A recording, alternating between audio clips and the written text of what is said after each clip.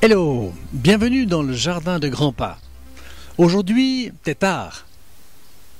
Non, enfin, tu viens quand tu veux, hein, t'es pas tard, mais le sujet, c'est le tétard. Les tétards qui nous viennent du haut de la ville. Merci encore Sylvie. Mais qu'est-ce que c'est que ce bout de cordon? Eh bien, il s'agit d'une ponte de crapaud commun. Voilà les œufs, très foncés, de tout jeunes tétards, juste après l'éclosion. En y regardant de plus près, on voit très nettement les branchies qui sont encore visibles à ce stade. Le tétard va conserver ses branchies, mais elles disparaîtront sous un repli de peau qui va créer ainsi une chambre branchiale. Ils se déplacent dans l'eau en faisant onduler leur queue.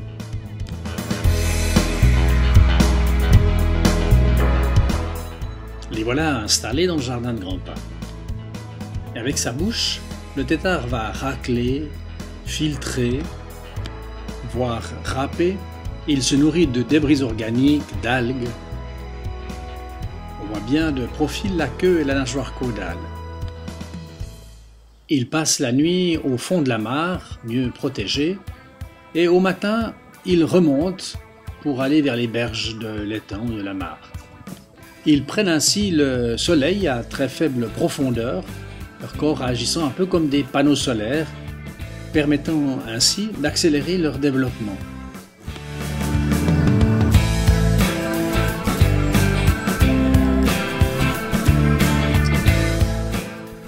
Oh, mais qu'est-ce qu'on distingue là? Eh oui, les pattes postérieures, les pattes arrière ont fait leur apparition.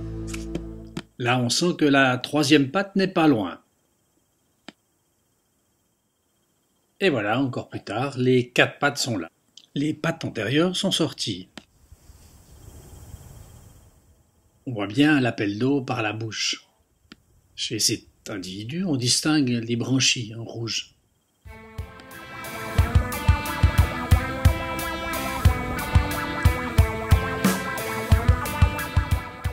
La queue se résorbe petit à petit et sa métamorphose continue. La bouche s'élargit, le crâne commence à ressembler nettement plus à celui d'un petit crapaud. Et, oh incroyable, les poumons se mettent gentiment en place pour remplacer les branchies.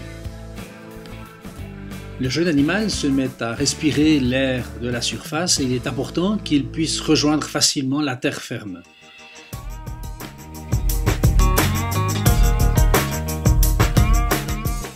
Si on ne prévoit pas ce passage à la terre ferme dans un aquarium par exemple, un crapaud peut se noyer.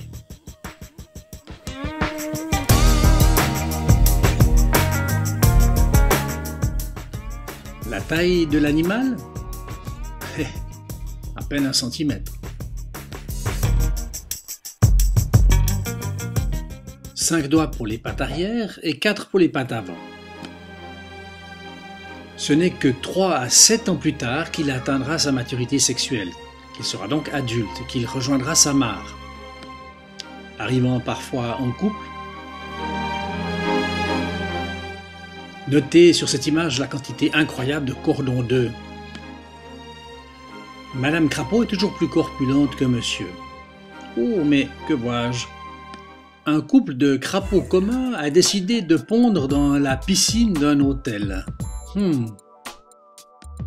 Pour des prises de vue hollywoodiennes, c'est idéal. Pour l'avenir des batraciens, peut-être un peu moins. On distingue à l'arrière du couple un double collier de perles. C'est la ponte caractéristique du crapaud commun. La femelle émet son cordon d'ovules et le mâle les arrose de sa semence. Les spermatozoïdes fécondant ainsi les ovules et permettant la création des œufs. Vers un nouveau record olympique, c'est ainsi 1000 à 3000 œufs qui vont être déposés. Chez certains couples, ça peut même monter à 5 voire 7000 œufs. Pourquoi autant? Eh bien, sur tous ces œufs, seuls 1 ou 2 arriveront à l'âge adulte. Espérance de vie, une dizaine d'années. En captivité, un crapaud a atteint l'âge respectable de 36 ans, pas toutes ses dents puisqu'il n'en a jamais eu. Attention, il n'y a pas Monsieur Crapaud et Madame Grenouille. Il y a Monsieur et Madame Crapaud, une espèce, et une autre espèce, Monsieur et Madame Grenouille. Il y a d'ailleurs plusieurs espèces de crapauds et plusieurs espèces de grenouilles. Voici les grenouilles rousses dans la mare et voici leur pont. Là aussi, des centaines à des milliers d'œufs en amas cette fois-ci. Là, une série impressionnante de pontes de grenouilles. Quelques jours plus tard, les embryons sont là prêts à sortir. Et voici les enveloppes des œufs vides abandonnés. Les pontes peuvent être victimes de la sécheresse, ici sur les côtés. Les pontes précoces, elles, peuvent être victimes du gel. Rapidement, en quelques images, le développement de la grenouille rousse.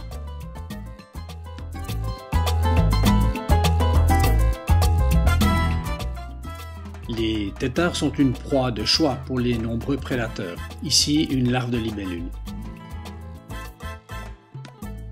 Une espèce introduite accidentellement chez nous, la grenouille rieuse. Qu'est-ce qu'on se marre? Il a une grande bouche.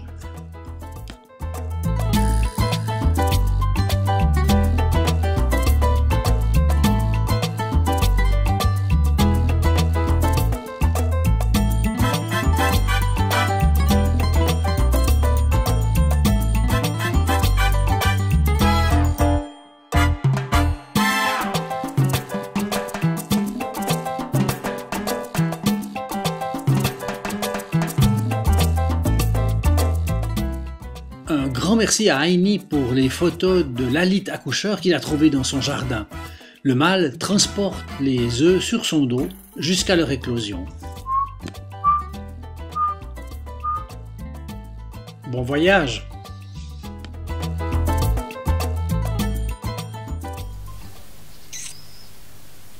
Ça marche pas, truc.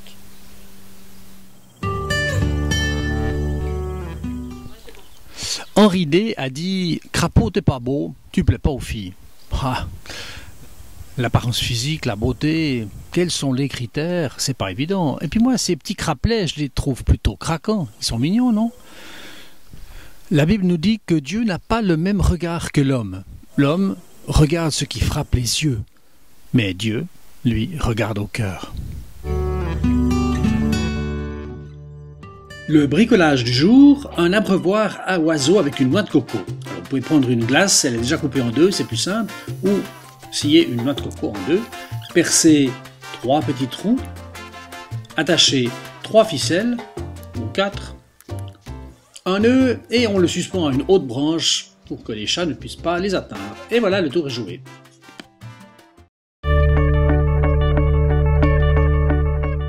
Les haricots nains plantés à Pâques sont maintenant des véritables fruits, les gousses de haricots.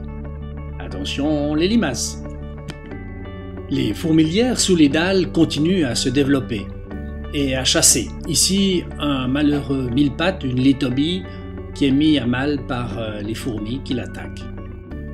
C'était pourtant un animal bien armé. Vous voyez les cocons, les nymphes de fourmis? Waouh!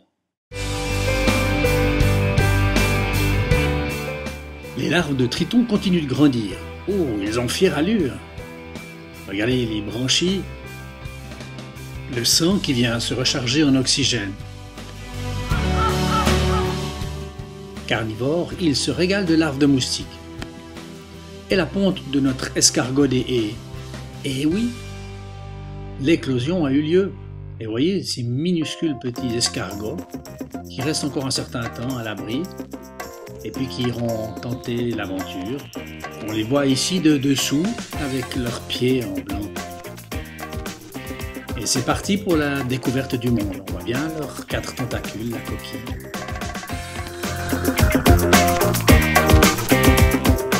Leur taille, pas facile de se rendre compte. Allez, sur le bout du doigt ou au coin d'un ongle. Et c'est le moment de quitter le grand vase qui les a vus naître.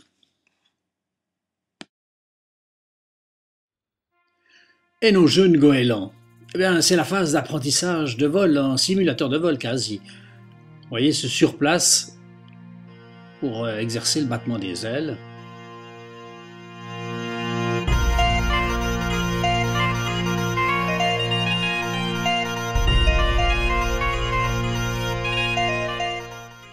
Oui, bon, merci, on se calme, ça ira pour aujourd'hui. Merci. Merci. Et pour le moustique, la maxille de l'appareil buccal piqueur en très très gros plan en photo de microscopie électronique à balayage. Hey! Hey! Hey! Natation synchronisée. Hey coach, on est prête, on est prête.